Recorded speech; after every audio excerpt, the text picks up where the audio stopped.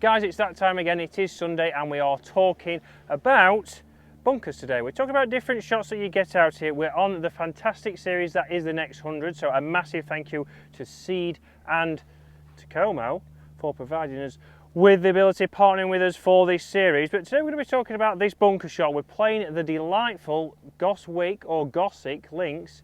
You tell us below how will they tell you though? This is what I was thinking. How? You can't say how.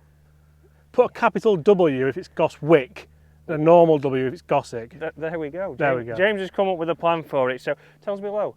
How do you say it? We've got a fantastic day for it because again the weather, we've not got too much wind out here. We're playing extremely well, which is a rarity. Well, I am, James not so much. But let's talk through these lies. So we've got 3 different lies here. This is actually one of the shots that James got earlier in this round. He was in the bunker, we didn't take that shot, but how do I play this shot? So first of all, we've got to think about what do I need to do. We've got the good old riveted face here. I'm just trying to get the ball out of this.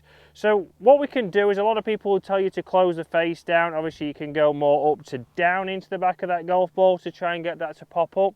Here we're a little bit too close to do that. If we close that face down, again, it's not going to get the launch because we're so close to this riveted face. So what we want to do is we still have our weight left. We still get our sternum ahead of the golf ball. Again, I'm now going to be a little bit closer to the ball than I would be normally, so I can really pick that club up nice and steep and then return the loft down. I'm also going to get it wide open, so I'm going to get nearly the hosel pointing to that golf ball because we're going to really feel like we're releasing down into this. My hands are going to, or the club head is going to pass my hands. That's going to get the loft, and we're just trying to get it anywhere out of this bunker. We want to limit the damage. The last thing I want to do is hit this and fall into a similar lie and be stuck in there. So again, down the club a little bit, I'm going to then get that hinge feeling like it's straight up, nice and plenty of speed here. And you can see there, onto the green. We would take that. That's going to be giving yourself a chance at a par putt. You can see I've left plenty of sand on that riveted face, which I will repair, but up to down, and interestingly enough there, I wasn't right on the golf ball. I was probably 2 or 3 inches before, but because I had plenty of speed and angle of attack, that's popped it out and done the job. Here we have a nice easy bunker shot, as some people would say, in the middle of the bunker. This is where we want to be. We're hoping it runs down the face. And again here, I'm now not going to be thinking about trying to get it too steep. So we're trying to make sure here we're just brushing the sand, clipping it off there and getting the loft that we need. So I'm going to stay with a 60 degree here with the Skyforger wedge. Sorry, just say that again. I'm going to stay with a 60 degree. James is absolutely shocked with it. Again, I'm going to stay with this 60 degree because I've thoroughly enjoyed this with the Skyforger. Weight again is left-sided, sternum is ahead. I'm going to make sure here that I'm just trying to get, again, the club head passing the hands. I'm releasing it, I'm keeping the loft off. I'm not trying to dig it, and I'm also not trying to cut across this. And obviously then from there, we're not thinking to be too close. We're just trying to be nice and positive to make sure, again, we get on that green as an everyday golfer. Just like that. Again, didn't try too hard, it's released out nicely. Hopefully I'd have a chance at that, but we're just trying to get on the green. You can see a nice shallow oval divot there. I've used the bounce, it's not too deep, it's very different to the one we had here. Now let's talk about this lie. On more of a flatter part, so again more solid compact sand, it's also on a downhill lie. So what do we need to do to this? It's very much what you could get here out at Gossick or Goswick, but we need to get ahead of that golf ball with our sternum. So we need to make sure that again I'm ahead of that, my weight is left. And the key here is I'm staying with this plenty of loft, James's favourite 60, and I'm going to make sure that that club follows down the slope. So I'm not trying to finish too high. I've got to make sure that the club follows down so the loft is on the club. If I start to lean back and lift up, I might even catch this in the downswing, but I might thin it straight into that riveted edge. So again, really exaggerate. It's not just my lower body going left, it's everything ahead there. So the sternum ahead of the golf ball. And then from here, be nice and positive.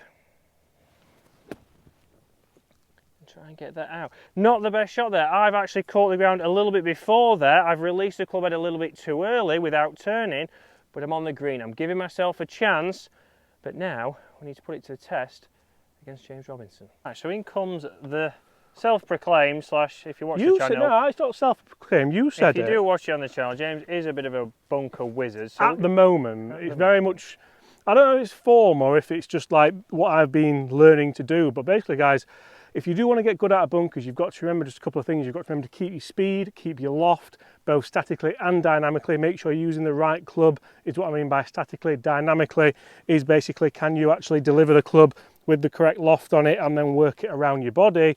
So many people in bunkers try to do that, but they'll actually turn the club and release it like you would in a full shot, like you wouldn't iron a driver. Even a pitch shot where you're trying to kind of caress one down there, it's not what you want to be doing. You want to make sure you've got that loft on. You're still releasing the club, but you're releasing it around your body here, so that loft's pointing at you, those grooves are projecting back at you. That allows you to just make sure that if you've got the right setting, even here, this is a downhill slope, so it's playing a little bit more difficult than a flat one, but I've got a 56 here. In the past, I would go 60. I don't feel like I need to do that. Even to get over this lip, if I do the right stuff, have the ball in the right position so it's nice and forward in the stance, I can just pop that ball out there. I know it's downhill, I know it's going to run down, it's going to be a gimme afterwards. That's why Chris calls me the bunker wizard. Now he has to beat that because this is the challenge of the closest pin. Yes! How do you feel about that? Oh, it's another fantastic shot as always, but yeah, so good points there from James. Obviously on the way through you should start to see that we're releasing that loft and the club face is actually looking straight back at you, so you're actually keeping that loft on. You've not turned it over because, like James said, a lot of people start to close that down.